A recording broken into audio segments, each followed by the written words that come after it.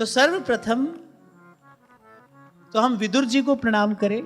कल भी विदुर जी को ही प्रणाम करते करते हमने चर्चा को विराम दिया था। भाई ऐसे महापुरुषों का स्मरण करने से, ऐसे भगवदियों का चरित्र चिंतन करने से मन शुद्ध होता है, बुद्धि के विकार दूर होते हैं, अंतःकरण निर्मल होता है। पहले तो विदुर जी को प्रणाम करें, विदुर जी की भक्ति को प्रणाम करें, और फिर मैं कहूं कि विदुर जी के इन 2 प्रश्नों को भी प्रणाम किया जाए। कैसे सुंदर, कैसे अद्भुत प्रश्न विदुर जी ने पूछे। मैत्रेय मुनि भी मुस्कुरा दिए कि भाई भगवान का इन गुणों के साथ संयोग हो कैसे गया, खेल खेल में भी कैसे हो गया। भगवान के मन में इच्छा का, कामना का उदय हो कैसे आया। और ये जो घट घट में आत्मा विराजमान है, ये परमात्मा का अंश है, फिर भी कर्म जनित क्लेश पाती है। आखिर क्यों, ऐसा हुआ कैसे, ऐसा हो कैसे रहा है। तो मैत्रेय मुनि ने कहा कि विदुर जी बात तो आप ठीक कह रहे हैं, ये बात युक्ति विरुद्ध अवश्य है, पर यही भगवान की माया है। भगवान की माया का कार्य क्या है, जो है सो दीसत नहीं और जो दीसत सो नाही। जो है वो दिखता नहीं और जो दिखता है वो है नहीं, यही भगवान की माया है।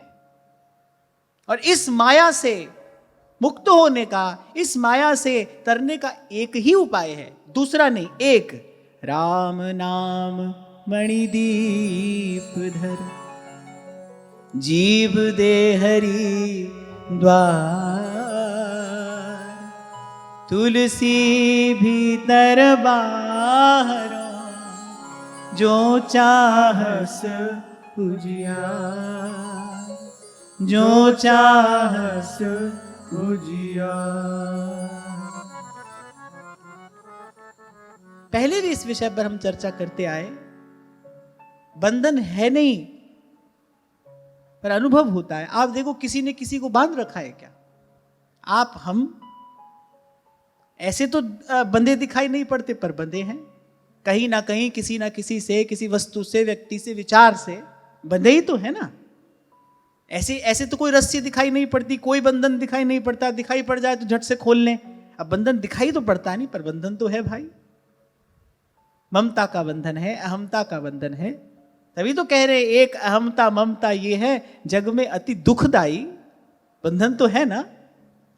जीव बंधा दिखाई नहीं पड़ता, पर बंधा है। इसीलिए कहा जड़ चेतन ही ग्रंथि पर गई, यद्यपि मृषा छूटत कठिन। यही भगवान की माया है। और इस माया से तरने का एक ही उपाय है, इस जिह्वा पर भगवान के नाम का मणिदीप विराजमान करिए। भीतर भी प्रकाश होगा और बाहर भी प्रकाश होगा। बहुत अधिक बातों में अपनी बुद्धि उलझाने की आवश्यकता नहीं है।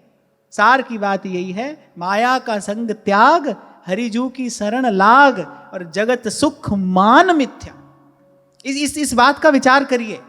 संत क्या आज्ञा दे रहे हैं? कह रहे जगत सुख मान मिथ्या। पहले इसको मानो। मैं कई बार आपसे कहता हूं ना, ये यात्रा मानने से आरंभ होती है। गुरुजनों की बात भी तो पहले माननी पड़ती है ना।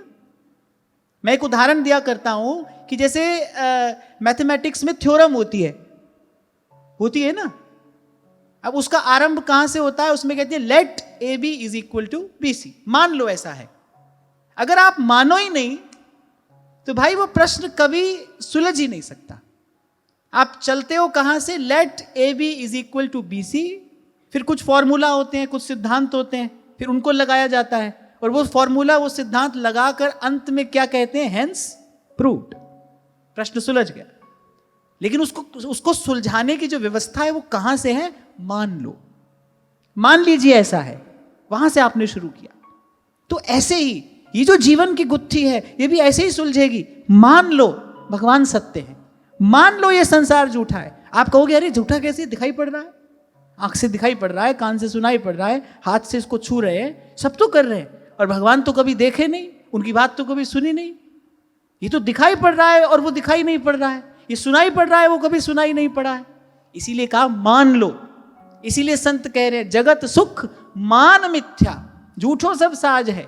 अगर इस प्रश्न सुलझाना है, अगर इस प्रश्न का उत्तर चाहिए, समाधान चाहिए, अगर ये गुत्थी सुलझानी है, मान लो। मान लो भाई ये दिख रहा है पर झूठा है, भगवान दिखाई नहीं पड़ रहे पर सच्चे हैं। और इसी बात को मानने के लिए बड़ा हृदय चाहिए। क्योंकि साधारण मन बुद्धि वाला व्यक्ति इसका विचार, इसकी परिकल्पना नहीं कर सकता। यहां पर आकर गुरु की महिमा प्रकट होती है। इसीलिए कहा जाता है भाई साधन करो, गुरु की आज्ञा में रहकर करो।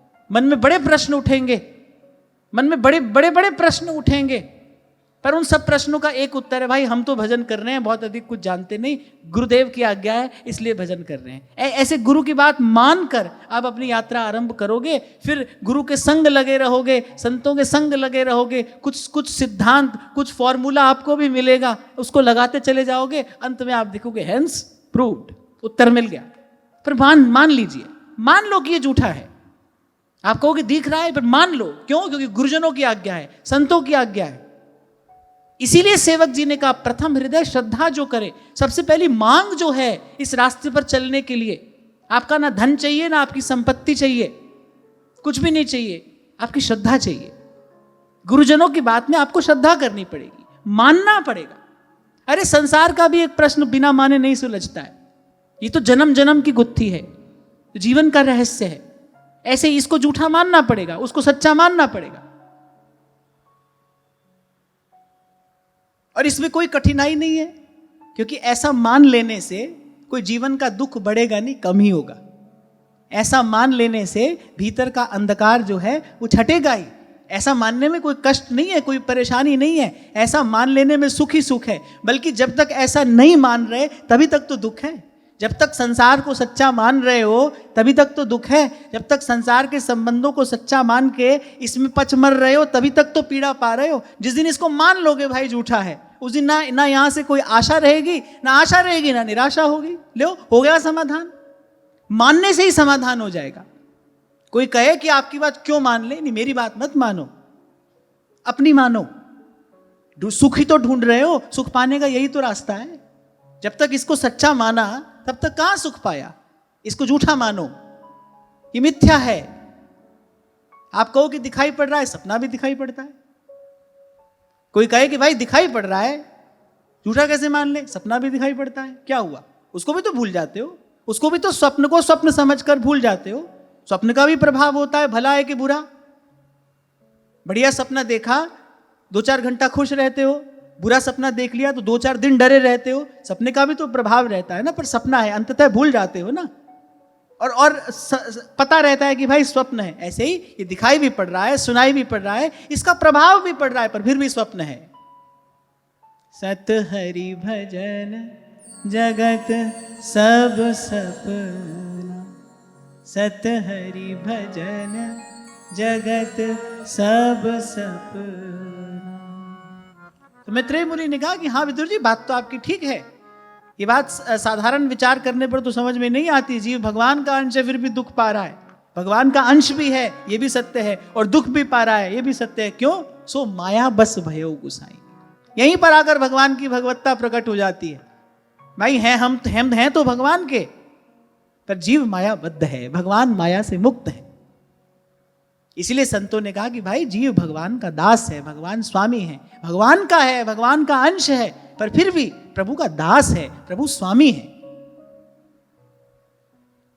और जिस दिन ये सत्य जीवन में कोई स्वीकार कर लेता है, अनुभव कर लेता है, उस दिन तेरे सेवक को पौ किछ नाही, जमुना आवे नेरे, मेरे राम राय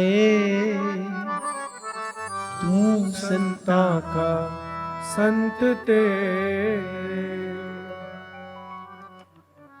जो लोग ऊंटों पर सामान यहां से वहां लाद कर ले जाते हैं ना,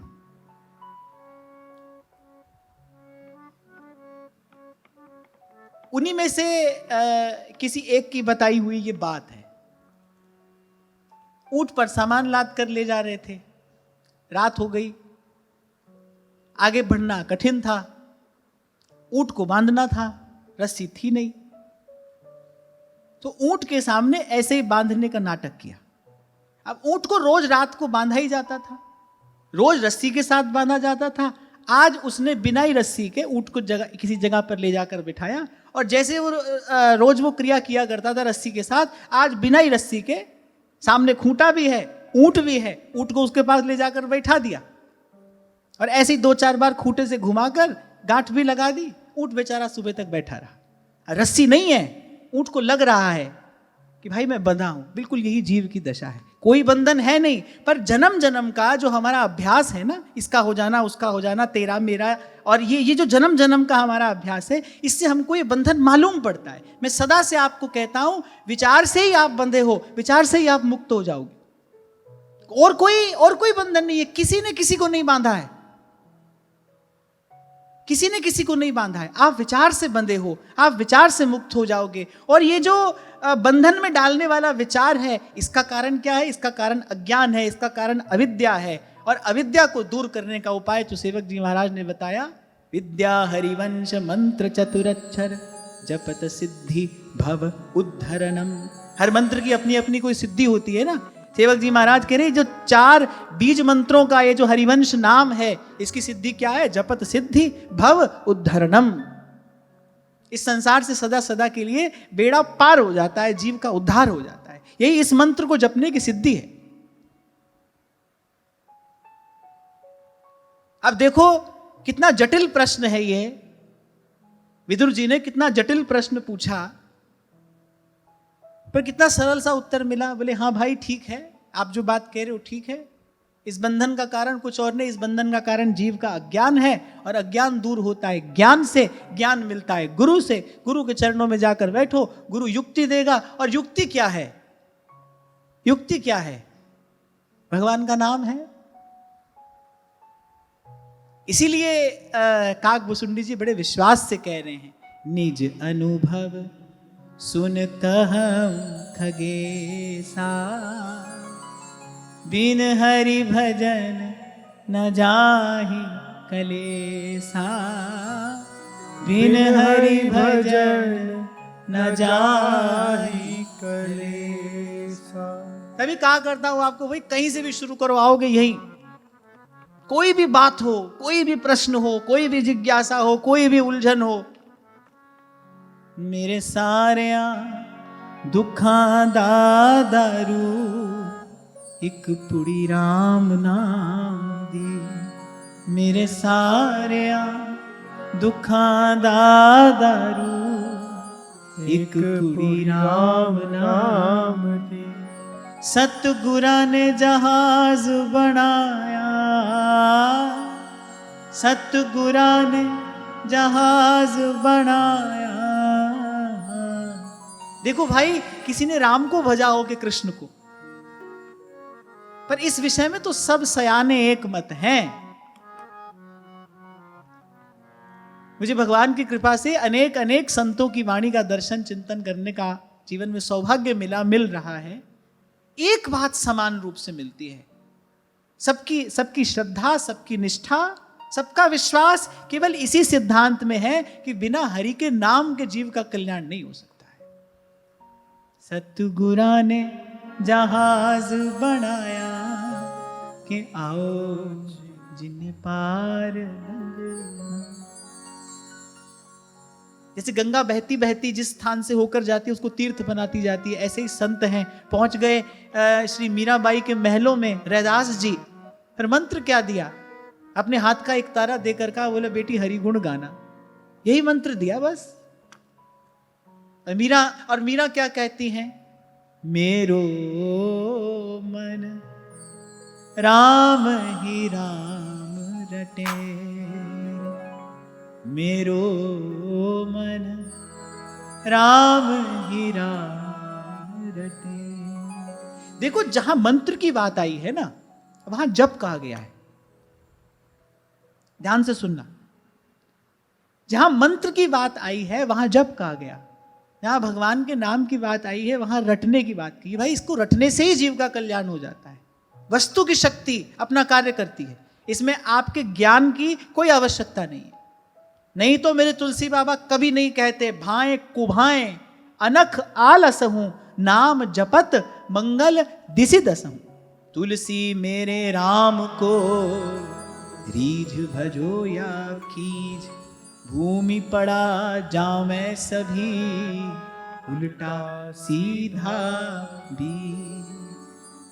मेरो मन राम ही राम रटे रे, मेरो मन रटे। अरे हमारे पीछे पीछे ही कह लो ना, रटो, ऐसे ही कह लो, मेरो मन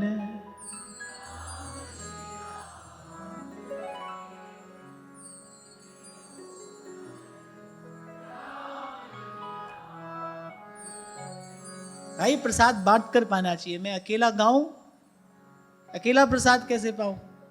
इसलिए गाता हूं और आपसे गवाता हूं। संतों की वाणी है भाई, ये मेरे जीवन का अनुभव है।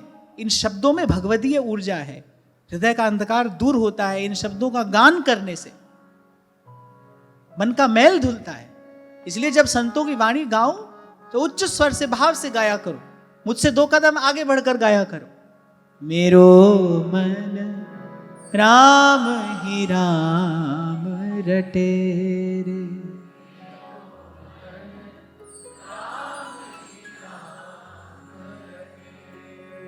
जन्म जन्म के खत जो पुराने, जन्म जन्म के खत जो पुराणे, जन्म जन्म के खत जो पुराने, जन्म जन्म के खत जो पुराणे, नाम ही लेत फटे, नाम ही लेत फटे रे, मेरो मन राम ही राम रटे रे, मेरो मन राम ही राम रटे। ये सूक्ष्म सा अंतर जो मैंने बताया समझ में आ गया ना? मंत्र जपना पड़ेगा, उसमें विधि है, उसमें कुछ निषेध है, उसको जपना पड़ेगा, उसमें अपराध होने की संभावना है। और जब भगवान का नाम हो तो फिर रटिए। प्रथम नाम हरिवंश हित, रट रसना दिन रहे। सेवक जी कह रहे नाम रटत आई सब सोई। जैसे तोता रटता है, अर्थ नहीं जानता है, रटता है, ऐसे भले ऐसे रटिए। और जिनकी बुद्धि तर्क करे इस विषय में, उनसे दूर रहना, क्योंकि ये बुद्धि के तर्क का विषय नहीं है। भगवान का नाम है, नाम नामकारी बहुधा निज सर्वशक्ति तत्रार्पिता नियमितः स्मरणे न काल। इसमें भगवान की सारी शक्ति है, भगवान का सकल ऐश्वर्य माधुर्य भगवान के नाम में विराजमान है। भगवत प्राप्त महापुरुषों की वाणी है, राम नाम में राम को सदा विराजित जान। साधन मार्ग के सारे विघ्न, सारी बाधाएं भगवान नाम के आश्रय से दूर होते हैं। जो जन्म जन्म का हमारा संचित कर्म है, प्रारब्ध है, वो नष्ट होता है, जो किसी भी साधन से नहीं हो सकता।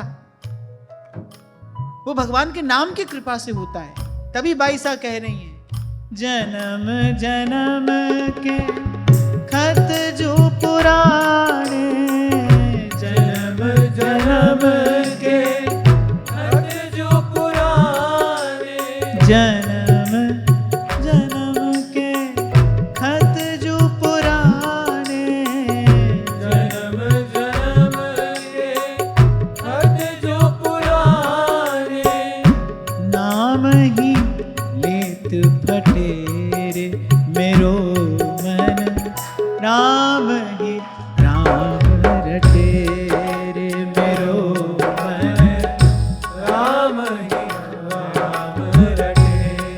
मन राम राम बोल रे, राम राम मन राम राम बोल रे, राम राम बोल। मन राम राम बोल रे, राम राम बोल।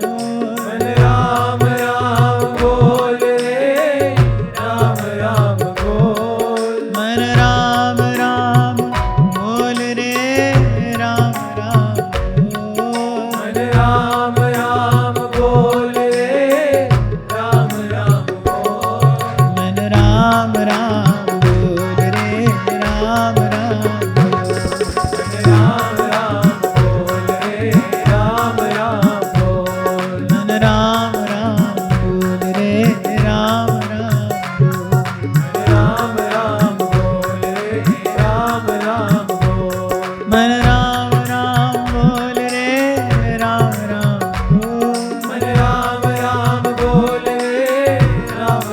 बोल मन राम राम बोल रे राम राम बोल मन राम राम बोल रे राम राम बोल मन राम राम बोल रे राम राम बोल राम राम बोल रे राम राम बोल मन राम राम बोल रे राम राम मन राम राम बोल रे राम राम।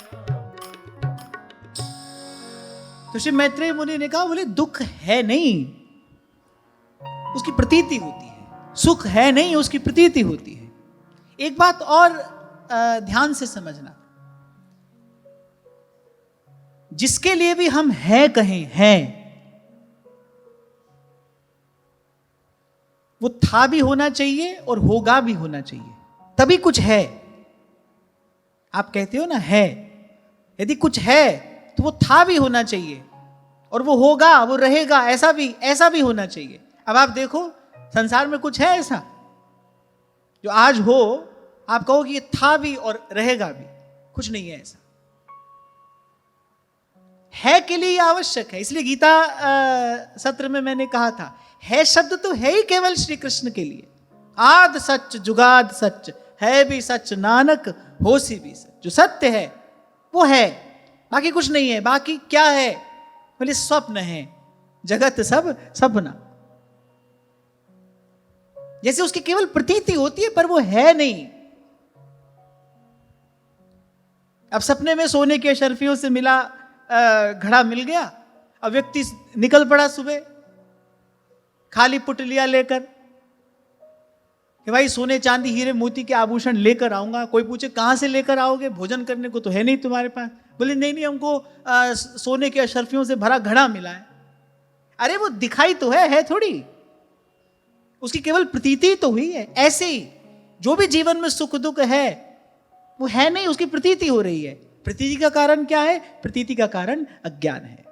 प्रतीति का कारण भगवान की माया है। अब भगवान माया के स्वामी हैं, जीव माया के अधीन है, इसीलिए भगवान में यह प्रतीति नहीं होती, भगवान को यह प्रतीति नहीं होती, पर जीव मायाबद्ध है इसलिए जीव को ऐसी प्रतीति होती है।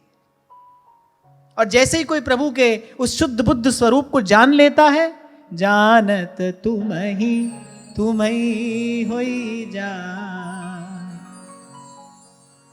इसीलिए कभी मैंने आपसे कहा था, भाई ये परमहंसों की संगीता है,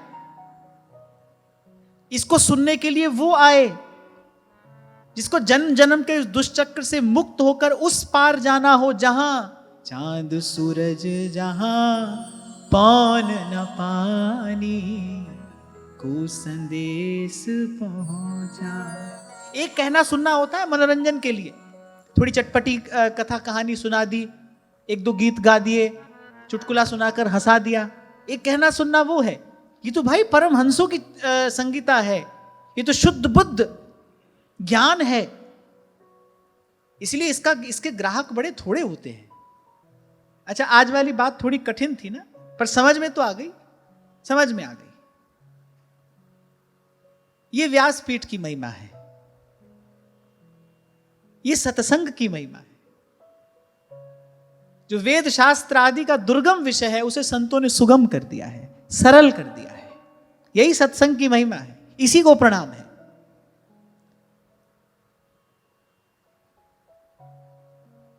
तो मैत्रेय मुनि ने कहा कि सुख दुख प्रतीति मात्र है, वस्तुतः उसकी कोई सत्ता नहीं है, उसकी केवल प्रतीति होती है। और ये अज्ञान जन्य या फिर भगवान की माया जन्य जो ये प्रतीति है, इसका निवारण कैसे होता है? तो उसकी बात मैंने अभी आपसे कही।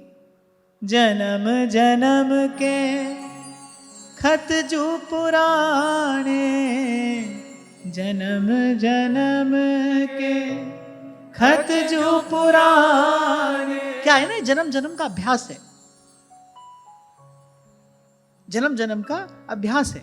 अगर किसी व्यक्ति को वर्ष भर के लिए केवल बैठा दिया जाए तो वर्ष भर के बाद वो चलना भूल जाएगा, उसको बैठने का अभ्यास हो गया। ये जो शरीर है हमारा, ये भी किसी भी क्रिया का अभ्यस्त हो जाता है। जब किसी क्रिया का अभ्यास हो जाता है, मन हो ना हो, शरीर वो क्रिया होती रहती है, इससे मन को भी अभ्यास हो जाता है। ऐसे हमको संसार के ये जो बंधन है इसका अभ्यास हो गया है। ये रस्सी नहीं है, केवल प्रतीति है। यही भगवान की माया है। देखा तो है नहीं भगवान की माया को किसी ने, पर है। ऐसे ही मायाजन्य जो बंधन है उसको भी देखा नहीं है किसी ने, पर वो है। और है भी कैसी, बड़ी प्रबल है। भगवान कह रहे मम माया दुरत्यया। इसलिए इस बात को इतना ही मान कर, ये भी मान लो भाई ये भगवान की माया है, और ये भी मान लो कि इस माया से मुक्ति का उपाय क्या है, बोले हरि का नाम है। राम नाम मणिदीप धर, गाओ। राम नाम मणिदीप धर, जीव दे हरि द्वार। कभी कभी तो लगता है इन संतों पर क्या न्यौछावर किया जाए। दो पंक्ति में तुलसी बाबा ग्रंथ लिख देते हैं। जाहि न चाही कबहू कछु, तुम संग सहज सनेह, बसहु निरंतरता के उर, सोराउर निज गे। दो पंक्तियों में पूरा ग्रंथ लिख दिया है तुलसी बाबा ने। तो ऐसे ये जो अज्ञान जन्य माया जन्य जो प्रतीति है, जो अंधकार है, इसके निवारण का उपाय है नाम का दीपक जलाइए। राम नाम दीपक बिना जन मन में अंधेर। आप गाओ। राम नाम मणिदीप धर, जीव दे हरि द्वार। तुलसी भीतर बाहर, जो चाहस उजियार, जो चाहस उजियार। और विदुर जी ने भी पूछा, इसलिए आपकी ये बात तो मुझे समझ में आ गई कि ये जो कर्म जनित क्लेश है, इसकी प्रतीति अज्ञान के कारण होती है, भगवान की माया के कारण होती है। फिर इसका कोई उपाय भी तो होगा। यदि रोग है, कोई औषधि भी होगी। तो मैत्रेय मुनि ने कहा अवश्य है। सवै निवृत्ति धर्मेण वासुदेवानुकंपया, भगवद भक्ति योगेन तिरोधत्ते शनैरिह। अब वो ध्यान से सुनना, बड़ा ही महत्वपूर्ण श्लोक है कि कैसे निवृत्ति होती है इस अज्ञान की। तो कहा सवै निवृत्ति धर्मेण वासुदेवानुकंपया। मुझे लगता है कि जैसे श्री महाप्रभु जी का जो सिद्धांत है कि सब सो हित निष्काम मति वृंदावन विश्राम, राधा वल्लभ लाल को हृदय ध्यान मुखनाम। तो ये बात यहां कही गई। बोले सवै निवृत्ति धर्मेण वासुदेवानुकंपया। बोले भगवान की कृपा होती है, जीव को संत मिलता है। कर कृपा संत मिले, मोहे तिनते धीरज पाया, और संति मंत दियो मोहे निरपो, गुरु का सबद कमाया। भगवान कृपा करते हैं, संत मिलता है, संत का सानिध्य मिलता है, संत की सेवा मिलती है, परमार्थ का बीज पड़ता है। कल भी इस विषय पर हम चर्चा कर रहे थे। जन्म जन्म से हम स्वार्थ में लगे हैं। दुख का कारण केवल स्वार्थ है। संसार दुख का कारण नहीं है, संसार की कोई वस्तु दुख का कारण नहीं है, स्वार्थ दुख का कारण है। जैसे ही वृत्ति पारमार्थिक होती है, जैसे ही वृत्ति पारमार्थिक होती है, बस वैसे ही ये जो सब है, मैं सेवक सचराचर रूप राशि भगवन। हम जहां जहां देखते हैं तहां तहां पायो दुख, और संत जहां जहां देखता है लाली मेरे लाल की, जित देखूं तित लाल। पक्षपात कर रहे हैं भगवान। हम जहां हाथ मारते हैं हमारे हाथ दुख ही आता है, जिधर देखते हैं वहां विपत्ति बरस रही है। और वहां कबीर कह रहे हैं लाली मेरे लाल की, जित देखूं तित लाल। तुलसी बाबा कह रहे मैं सेवक सचराचर रूप राशि भगवंत। महाराष्ट्र के एक बड़े सुंदर संत हुए हैं, वो कहते हैं गुरु पदर अंजन पायो मेरे भाई, राम बिना कछु सूझत नाही, राम बिना कछु सूझत नाही। एक जनार्दनी भाव येनी का, एक जनार्दनी भाव येनी का, जिसे देखूं सोई राम सरीखा, जिसे देखूं सोई राम सरीखा। तो ऐसा पक्षपात क्यों कर रहे हैं भगवान? एक को क्या दिखाई पड़ रहा है, एक को क्या दिखाई पड़ रहा है? एक के लिए दुख ही दुख, एक के लिए सुख ही सुख। तो दुख का कारण संसार नहीं है, दुख का कारण जीव का स्वार्थ है। इसीलिए कल मैंने कहा भगवान कृपा करते हैं, संत मिलता है, संत मिलता है, संत की सेवा होती है, संत का सानिध्य मिलता है, संत का संग प्राप्त होता है। इसके प्रसाद स्वरूप भीतर परमार्थ का बीज पड़ता है। मेरा तो अब तक का अनुभव यही रहा, जिसके जीवन में सत्संग नहीं होगा, उसके पास धन हो, साधन हो, संपत्ति हो, विद्या बुद्धि बल जो भी हो, लेकिन उसका निवेश केवल स्वार्थ में ही हो। परमार्थ तो जीवन में साधु की कृपा से ही आता है, साधु के ही संग से आता है। तो परमार्थ का बीज पड़ता है। वो बात यहां मैत्रेय मुनि ने कही। विदुर जी ने पूछा, इस अज्ञान की, इस प्रतीति की, इस बंधन की, इस माया की निवृत्ति का कोई उपाय भी होगा? कोई औषधि है? बोले हाँ है। और वो औषधि क्या है? बोले सेवा करो, सब सोहित निष्काम मति वृंदावन विश्राम। बोले जब जीव परमार्थ में लगता है, अपनी भाव शक्ति, अपनी क्रिया शक्ति, जो भी साधन उसके पास है, जो भी संपत्ति उसके पास है, बोले जब वो परमार्थ में लगाता है, कर्म करता है, पर भगवान की ओर दृष्टि रखकर करता है, कर्म करता है लेकिन स्वयं को एक ओर रख के, कर्ता भाव से मुक्त होकर, त्वदीयं वस्तु गोविंद तुभ्यमेव समर्पये, इस भाव से जब कर्म का अनुष्ठान करता है, तो बोले धीरे धीरे ये प्रतीति शिथिल पड़ती है, धीरे धीरे भीतर प्रकाश होता है। ये बात गोस्वामी जी ने भी कही मानस में। तो बड़ी महत्वपूर्ण बात तुलसी बाबा ने कही, बड़े काम का सूत्र है ये। धर्म ते बिरति जोग ते ज्ञाना, ज्ञान मोक्ष प्रद वेद बखाना। निष्काम भाव से किया हुआ कर्म ही धर्म है। मैंने तो बहुत पहले कभी आपसे कहा था, ऐसा ना हो कि आपकी पूजा किसी दिन बस एक काम बन के रह जाए, आपकी पूजा भी एक कर्म बन के रह जाए। हो जाता है ऐसा, ठाकुर जी की सेवा कर रहे, करते करते शरीर को ऐसा अभ्यास हो गया, अब मन घूम रहा है चारों दिशाओं में और सेवा भी हो रही है। माला तो कर में फिरे, जीव फिरे मुख माही, मनवा तो चौदिस फिरे। वो कह रहे ये तो सुमिरन ना ही। तो देखना कि ऐसे करते करते सेवा, पूजा, भजन, साधन, ये भी एक कर्म बन के ना रह जाए। मैं तो सदा से आपको कहता हूं कि हमारे हाथ कोई वो विधि लगे गुरु की कृपा से कि हमारी पूजा कर्म नहीं, हमारा कर्म पूजा के जैसा पवित्र हो। हम जो करें उसमें पूजा की सी पवित्रता हो, वो भगवान को निवेदन किए जाने योग्य हो। मेरी दृष्टि में तो जितना साधन किया जा रहा है, इसका सुफल यही है कि ये जीवन तीर्थ के जैसा पवित्र बने।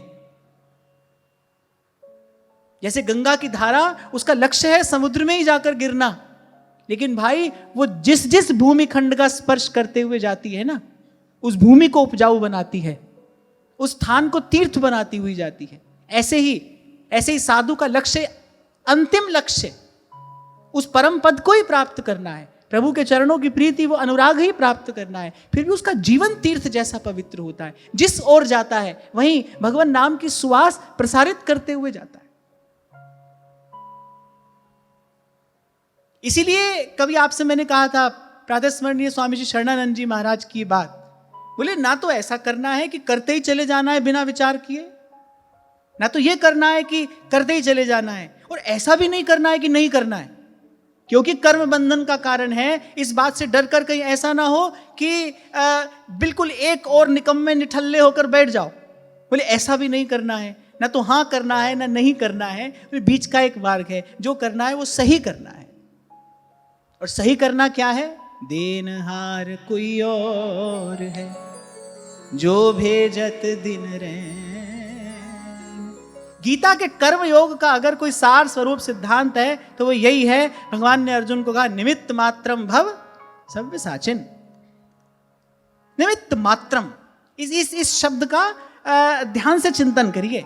दो बात कही भगवान ने, एक तो निमित्त बन जा, कहा मात्र, बस इससे कम नहीं, इससे ज्यादा नहीं, केवल निमित्त, केवल उपकरण। फिर तेरे द्वारा मैं अपना कार्य कराऊंगा, महत् कार्य कराऊंगा। निमित्त मात्रम भव सव्य साचिन। सही करना यही है भाई। देनहार कोई और है, जो भेजत दिन रैन। लोग भरम हम पर करे तासों नीचे। और इस दृष्टि से जब मैं देखता हूं तो भाई मुझे केवल संत ही सही करता दिखाई पड़ता है। कर तो रहा है, पर करते करते हम करते हैं तो करते करते कर्म का बोझ बढ़ने लगता है। कर्म फल की गठरी भारी होती चली जाती है, भले वो भला करें बुरा करें, और वहां संत करता चला जाता है। और करते करते करते करते मुक्त होता चला जाता है, करते करते उज्जवल होता चला जाता है, करते करते निर्मल होता चला जाता है। इसलिए कुछ पंक्तियां बड़ी प्यारी हैं, मुझे आपके बीच बार बार गाता हूं। जब पलटू साहब कहते हैं, मुझसे भया न होएगा साहिब करता मोर, देत लेत है आप ही पलटू पलटू सोर, पलटू पलटू सोर। पलटू पलटू सोर, राम की ऐसी इच्छा। कौड़ी घर में नहीं आप मैं मांगू भिक्षा, अदना के सिर छत्र पैज की करे बढ़ाई, राई पर्वत करे करे पर्वत की राई, लीला अगम अपार सकल घट अंतर्यामी, खाए खिलाए आप दे हमको बदनामी। अब संत तो कह सकते हैं ना भगवान से ऐसा, अपने हिस्से का यश भगवान संतों को देते हैं। अरे खाए खिलाए आप, और बोले दे हमको बदनामी। लेकिन राम की ऐसी इच्छा, मुझसे भया न होएगा साहेब करता मोर। साधु ही तो है जिसके जीवन में कर्म उत्सव है। हमारे लिए कर्म बंधन है, बंधन का हेतु है। संत के लिए कर्म उत्सव है, उसके लिए वही पूजा की सामग्री है। वो वही तो अपने इष्ट आराध्य के चरणों में नित्य निरंतर निवेदन कर रहा है। यही बात रैदास कहते हैं, राम में पूजा कहा चढ़ाऊं। बड़ी सुंदर बात ये संतों के जीवन में देखने को मिलती है। वो रैदास हो कि कबीर हो, वो भी ताना बाना बुन रहे हैं, कपड़ा बुनते हैं, हर रोज जाते हैं बाजार में। पहले तो मार्ग में ही कोई संत मिल जाता है, क्योंकि कबीर जी के हाथ का बुना कपड़ा संतों को बड़ा प्रिय है। मैंने कबीर जी पर एक उपन्यास पढ़ा था, उसमें एक छोटा सा ऐसे प्रसंग आया था कि कबीर जब कपड़ा लेकर निकलते हैं घर से, तो बाजार तक तो कभी पहुंचते ही नहीं, बाजार तक कभी नहीं पहुंचते। उपन्यासकार कहता है, बोले अपने ऐसे भक्त को भगवान व्यापार में कैसे लगा सकते हैं? ऐसे भक्त से तो भगवान सच्चा सौदा कराते हैं। कपड़ा बुनकर निकलते हैं, बोले मार्ग में ही साधु खड़े हैं। साधुओं को बड़ा लोभ है कबीर जी के हाथ का बना कपड़ा मिल जाए। क्यों? बोले कबीर जी के हाथ का बना कपड़ा ओढ़ते हैं, भजन करना नहीं पड़ता, भजन होने लगता है। क्योंकि राम राम रटते, राम रमैया में रमे कबीर ने वो कपड़ा बुना है। ऐसी रैदास होकर भी यहां दसों दिशाओं से संत भक्त रैदास जी के दर्शन के लिए आ रहे हैं। पर रैदास जी तो जूता गांठ ही रहे हैं, और साथ में कह भी रहे हैं, ओछी हमरी जात है, ओछा करम हमार, नीचे को प्रभु ऊंच कियो है, कह रैदास विचार। इसलिए आपसे कहता हूं, करने से नहीं घबराना, बस देखना संसार की ओर नहीं, आशा यहां से ना लगाना। इसके लिए नहीं करना है। आप और मैं जो कर रहे हैं वो किसी के लिए नहीं कर रहे, उसी के लिए कर रहे हैं। करना नहीं छोड़ना है, करना छोड़ देना बड़ी भूल है। करना छोड़ देना ये बड़ी भूल है। करना नहीं छोड़ना है, सही करना है। सवई निवृत्ति धर्मेण वासुदेवानुकंपया। हां, लेकिन इस सही करने के मूल में कहा कि श्री कृष्ण की अनुकंपा है, श्री कृष्ण की कृपा है। कैसे है? श्री कृष्ण कृपा करेंगे, संत मिलेगा। संत की कृपा से आपके उर अंतर में परमार्थ का बीज पड़ेगा। फिर आपके द्वारा जो हो रहा है वो केवल अपने लिए नहीं, वो सबके लिए होगा। इसलिए बरसों से आपको एक अभ्यास करा रहा हूं कि हर दिन 2 मिनट, 5 मिनट, 10 मिनट माला के कुछ मन के हमको इसलिए भी घुमाने हैं। नानक नाम चढ़दी कला, तेरे पाणे सरबत दा। चाबी तो यही है भाई, ताला तो इसी चाबी से खुलेगा। निष्काम मति, ना संसार में पचते मरते रहने से कोई समाधान है, और ना छोड़कर किसी गिरी कंदरा में छुप जाने से ही कोई समाधान है। इसलिए मैंने कहा बीच का मार्ग है, संतुलन का मार्ग है ये, और संतुलन में ही जीवन का सौंदर्य निहित है। संतुलन से ही गति संभव है। गति पर हम कई बार चर्चा कर चुके, हमारी गति नहीं हो पा रही है। वो गति नहीं जो मरने के बाद आपको सिखाया गया है कि होती है, ना ना, मैं उस गति की बात नहीं कर रहा। गति माने द्वंद से मुक्त हो जाना, जन्म जन्म से द्वंद में पड़े, इस द्वंद से मुक्त होकर कुछ कुछ आगे बढ़ा जाए, कुछ वहां की बात हो जहां के लिए कबीर कहते हैं, दिन भर रे नजर भर देखे अजर अमर की निशान, गगन में आवाज हो रही झीनी झीनी, गगन में आवाज हो रही झीनी झीनी। सदा सदा से यही की काएं कोई सुनी है, यहां से गति को कुछ आगे बढ़ा जाए। कहत कबीर सुनो भाई साधो, कहत कबीर सुनो भाई साधो।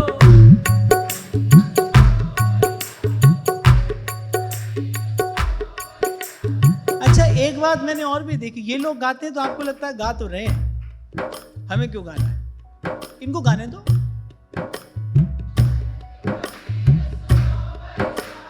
कहत कबीर सुनो भाई साधो, जाए अगम की बानी, गगन में आवाज हो रही झीनी झीनी, गगन में।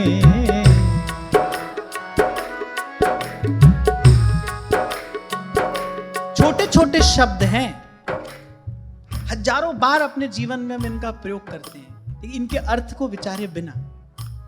यही सुना था, यही समझा था, भाई मरने के बाद गति होती है, जीवन ही गति के लिए मिला है। इसलिए मैंने कहा सदा सदा से यही काएं कोई सुनी, अरे कुछ आगे बढ़े यहां से। सदा सदा से वही शुभ अशुभ, मान अपमान, सुख दुख, जीवन मरण, यही देखा, कुछ यहां से आगे बढ़े, कुछ गति हो। कहत कबीर सुनो भाई साधो,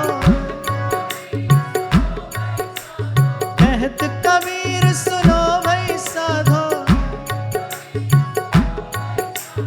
जाए अगम की वाणी, गगन में आवाज हो रही झीनी झीनी, गगन में।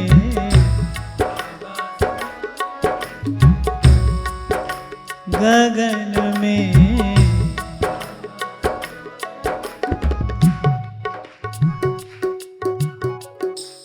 संतुलन के गति नहीं है। हमारे जीवन में यही संतुलन नहीं है, इस कारण गति नहीं हो पा रही है।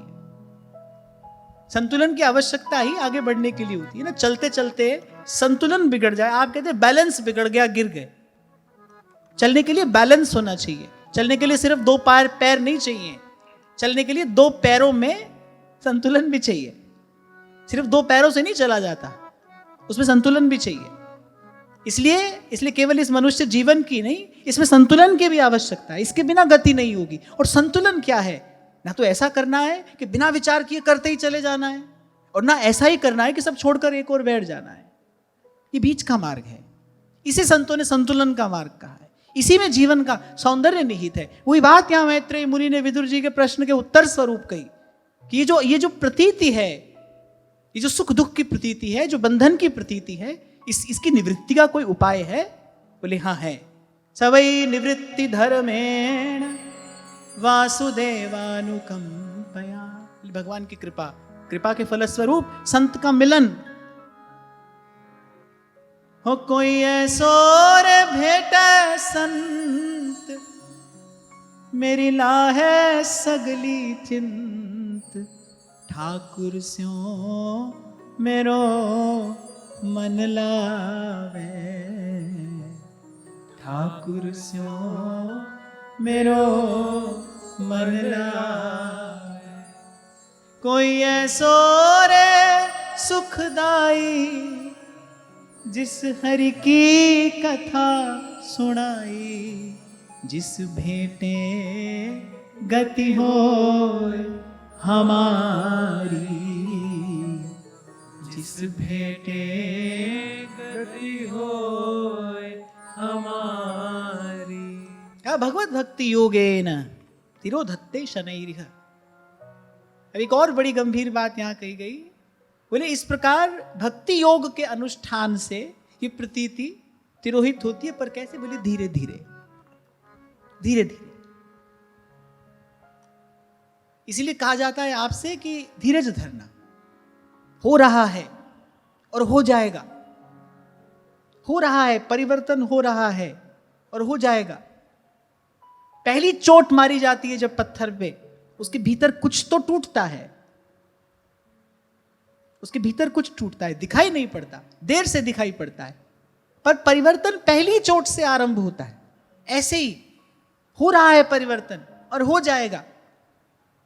निराश ना होना, हताश ना होना।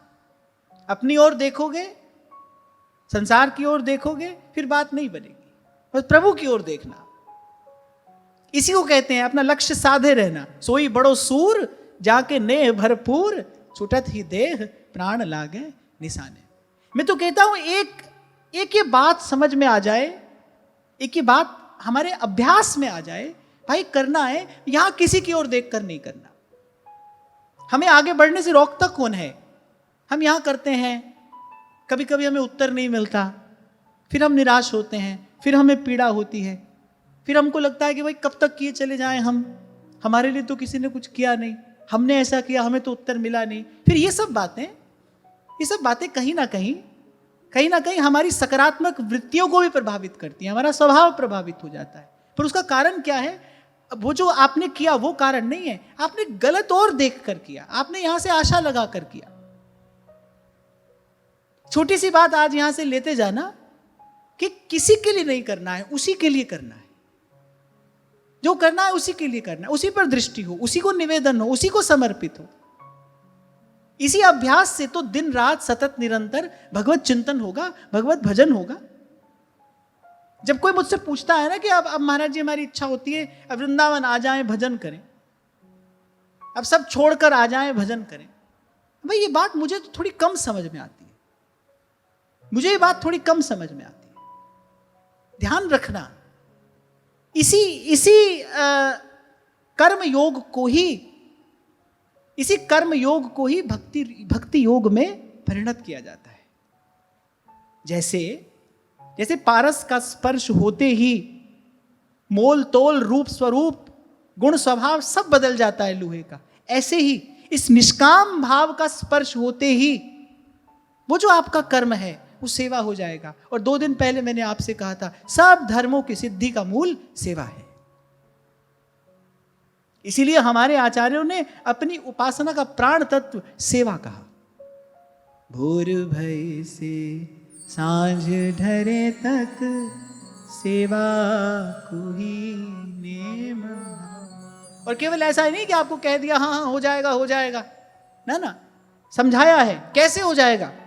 क्योंकि प्रश्न पूछने वाले विदुर जी जैसे महान प्रज्ञावान महात्मा बैठे हैं, मैत्रेय जी बड़ा संभाल कर बोल रहे हैं, क्योंकि विदुर जी ने प्रश्न ऐसे पूछे हैं, विदुर जी के प्रश्न बता रहे हैं कि विदुर जी की साधना कितनी उन्नत है।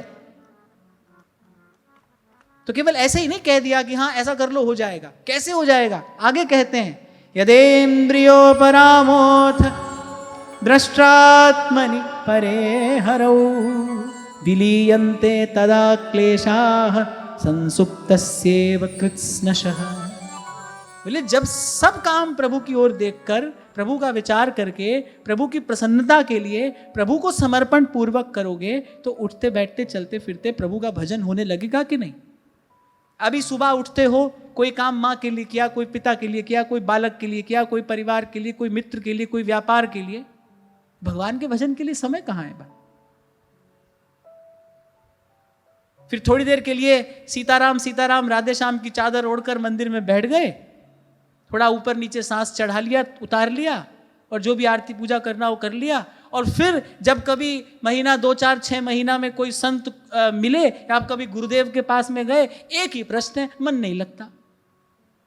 करते तो हैं पर मन नहीं लगता, कर तो रहे हैं पर हो नहीं रहा।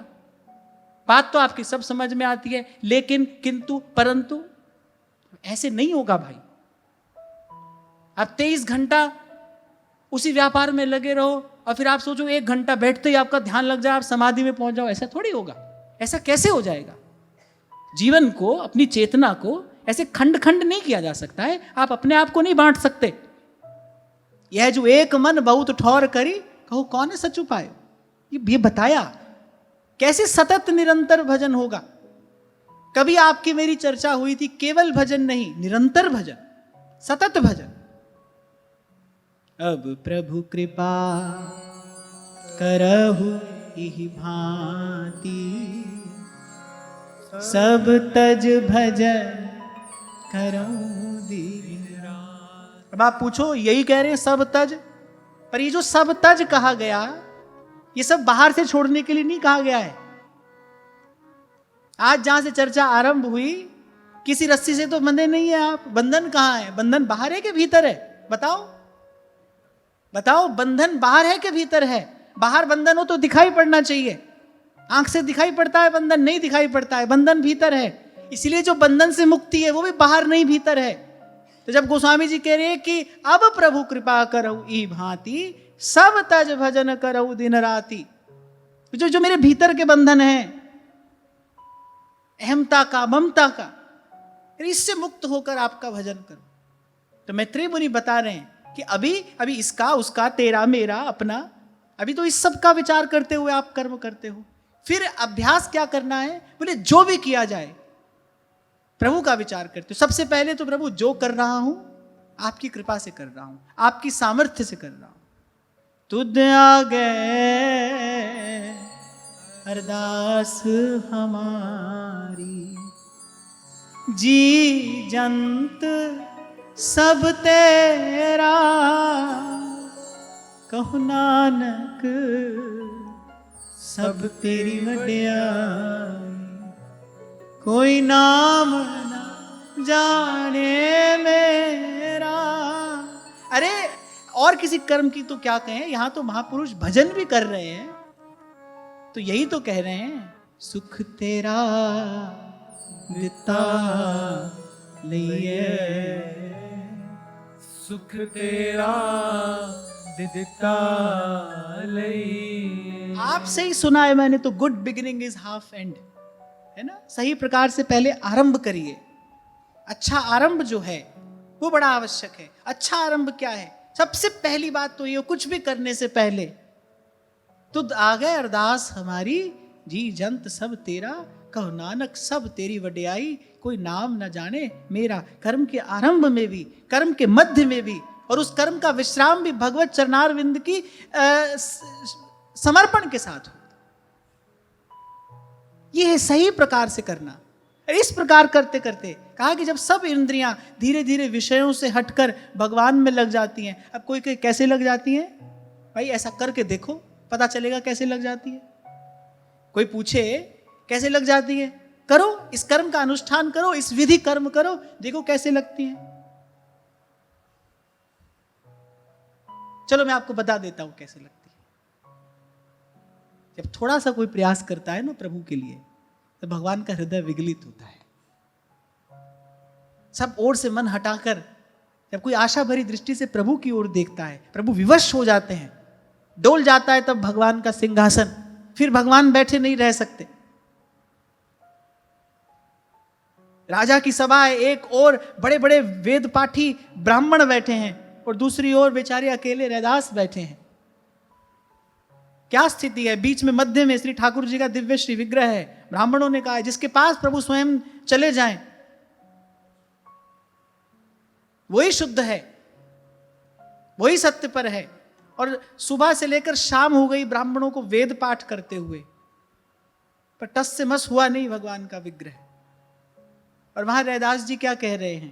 बोले प्रभु मेरा तो कोई और है नहीं, ओछी हमरी जात है, ओछा करम हमार, नीचे को प्रभु ऊंच कियो है, कह रैदास विचार। प्रभु इनके पास तो विद्या है, बुद्धि है, बल है, धन है, सब है। मेरे पास ऐसी लाल तुद बिन कौन करे, गरीब निवाज गुसैया मेरो, गरीब निवाज गुसैया मेरो, माथे छतर धरे, ऐसी लाज तुझ बिन कौन करे। मैं तो कहता हूं निराशा का कारण ही एक ही है। हम आज तक निराश है, क्यों? एक इसी कारण। हमने यहां इस ओर देखा, इस द्वंद्व भरे संसार की ओर किया, परिश्रम किया, हमने परिश्रम किया, फिर हमने देखा यहां विषय दूषित होने से परिणाम दूषित आया है। वही जल की बूंद है, सीप में गिरती है मोती हो जाती है। वही जल की बूंद है, सर्प के मुख में गिरती है विष हो जाती है। पात्र भेद से परिणाम भेद होता है। हमने यहां देखकर परिश्रम किया, इसीलिए हाथ क्या आया? व्यास राधिका रमण बिनु कहूं न पायो सुख, डारन डारन मैं फिरो पातन पातन। और वहां संत है, वो भगवान की ओर देख रहा है और वो कह रहे हैं मैं कुछ नहीं कर रहा हूं, सब हो रहा है। हम सब कर रहे हैं, कुछ नहीं हो रहा है। वो कुछ नहीं कर रहा है, सब हो रहा है। अब कोई कहे कैसे? तो भाई ये बुद्धि का विषय नहीं, ये श्रद्धा का विषय है। प्रथम हृदय श्रद्धा जो करे, जो थोड़ी देर पहले आपसे कहा ना मैंने, let A B is equal to B C. मान लीजिए, ये मानते ही एक कदम आगे बढ़ेंगे आप। ये मानते ही आपको कोई सूत्र मिलेगा, ये मानते ही कोई सिद्धांत आपको समझ में आएगा। भाई इसी प्रकार आपकी यात्रा आरंभ हो जाएगी। मान लीजिए ऐसा ही है। अब आप हट करके ये बैठे रहे कि नहीं भाई हम तो नहीं मानेंगे, फिर आपके हिस्से जन्म जन्म केवल प्रश्न आएगा, प्रश्न का उत्तर नहीं। फिर आपके पास केवल प्रश्न है, प्रश्न का उत्तर नहीं। तो आज की इस चर्चा से ये छोटी सी पर बड़े काम की बात हमारे हाथ आ जाती है। करना है पर सही करना है। हमारे कर्म के आरंभ में, उसके मध्य में, उसके विश्राम में प्रभु हो, प्रभु हो, प्रभु हो। आरंभ करना है प्रभु की ओर देखकर। प्रभु आपकी सामर्थ्य है, यह आपकी सामर्थ्य है। मध्य में मैं कर पा रहा हूं, आपकी कृपा है। आज आरंभ में मैंने कहा मन लग जाए भजन में, ये एक बात है। मन लगा रहे, ये दूसरी बात है। हमारा पांव सतपथ पर पड़े, ये पहली बात है। हम सतपथ पर बने रहें, ये दूसरी बात है। ब्रह्मर्षि स्वामी श्री सत्यानंद जी महाराज यही बात तो कहते हैं, अपने पथ पर आप चलाओ, पथ पतन नहीं पाऊं मैं, अपने पथ पर आप चलाओ। हे प्रभु, आपने अपने मार्ग दिया, अब आप इस पर चलाना भी। मेरे जर्जर हैं पांव, भूलने का, भटकने का मुझे जन्मों का अभ्यास है। आपसे दूर हो जाने का ये मेरा जन्म जन्मांतर का अभ्यास है। इसीलिए मेरा पथ पतन ना हो। सत्कर्म आरंभ करो प्रभु की कृपा से, प्रभु की कृपा को प्रणाम करते हुए, और मध्य में भी भूलना नहीं, प्रभु मैं कर पा रहा हूं, यह आपकी कृपा है। और वो सत्कर्म पूर्ण हो। नाथ न कछु मोर प्रभुता। आप देखो हनुमान जी चले, प्रभु मुद्रिका मेली मुख माही, मुद्रिका पर प्रभु का नाम लिखा है, माने राम नाम लेकर हनुमान जी चले। और बीच में भूले नहीं हनुमान जी कि मैं जो कर रहा हूं ये क्या है, राम काज कीन्हे बिना। जब मैनाक पर्वत आया, सोने का पर्वत है, एक से एक भोग की सामग्री उस पर्वत पर उपलब्ध है, पर हनुमान जी भूले नहीं मैं क्या करने निकला हूं। राम काज कीन्हे बिना मोहि कहां विश्राम। देखो सुख दुख दोनों आए हनुमान जी के रास्ते में। मैनाक पर्वत भी आया, सुरसा भी आई, सिंगिका भी आई, पर हनुमान जी के पास क्या है? प्रभु का नाम है, और मन में यह भाव है कि मैं प्रभु का काम कर रहा हूं। अब अगर आपको स्मरण हो, 2 दिन पहले मैंने आपको यही कहा था, भजन करना है भाई, अपना काम नहीं है। ये काम तो हमको गुरुदेव ने दिया है, तो गुरु का कार्य कर रहे हैं। ये कार्य समझकर करोगे, मार्ग में आने वाले सब बाधा विघ्न दूर हो जाएंगे। हनुमान जी ने कहा भाई अपना काम करने थोड़ी जा रहा हूं, राम का काम करने जा रहा हूं, मुझे कौन रोकेगा? ऐसा कोई जन नहीं जो मुझको ले रोक, मेरा मार्ग है खुला, 10 दिस तीनों लोग। जामवान जी ने हनुमान जी की सोई शक्ति को जगाया। हनुमान जी इतने उत्साहित हो गए, बोले आप लोग उत्सव की तैयारी करो, मैं ये गया और ये आया। अंगद जी कहने लगे 100 योजन का समुद्र है, इसका कोई और छोर दिखाई नहीं पड़ता, और ये भी पता नहीं है कि आप जाएंगे कार्य सिद्ध होगा कि नहीं, और आप इतने विश्वास से कह रहे मैं ये गया और ये आया। हनुमान जी ने कहा संशय होता यदि मैं अपना कार्य करने जाता, मैं तो प्रभु का कार्य करने जा रहा हूं, मेरा कार्य कैसे सिद्ध नहीं होगा? इसलिए जो कार्य करो, यदि प्रभु का कार्य कर रहे हो, कौन रोक लेगा? मार्ग में कैसे बाधा आ जाएगी? इसलिए मैंने कहा कार्य के आरंभ में प्रभु आपकी सामर्थ्य है, आपकी सामर्थ्य से कार्य आरंभ करता हूं। मध्य में स्मरण रहे प्रभु आपका ही कार्य कर रहा हूं, आपका कार्य कर रहा हूं। काम करते करते मैं आपको भूल जाऊं, आप मुझे नहीं भूलना। कह देना चाहिए ऐसे भगवान से, प्रभु आपका कार्य कर रहा हूं, आपका कार्य करते करते आपको भूल जाऊं, मैं भूल जाऊं, आप नहीं भूलना, और कार्य पूरा हो। तेरा तुझको सौंपते क्या लागत है। देखो भाई, मस्त रहना है, निश्चिंत रहना है, मौज में रहना है, आनंद में रहना है, फिर तो यही विधि है। और जैसे रह रहे हो ऐसे रहना है, रहो, पर ऐसे रहना है, तो फिर तो यही ये विधि है। जी मार्ग सब संत गया छे, वी मार्ग में जास्या मेरो मन लाग्यो हरि जी सू, अब ना रहूंगी मैं, मेरो मन लाग्यो हरि जी सू, अब ना रहूंगी मैं अटकी।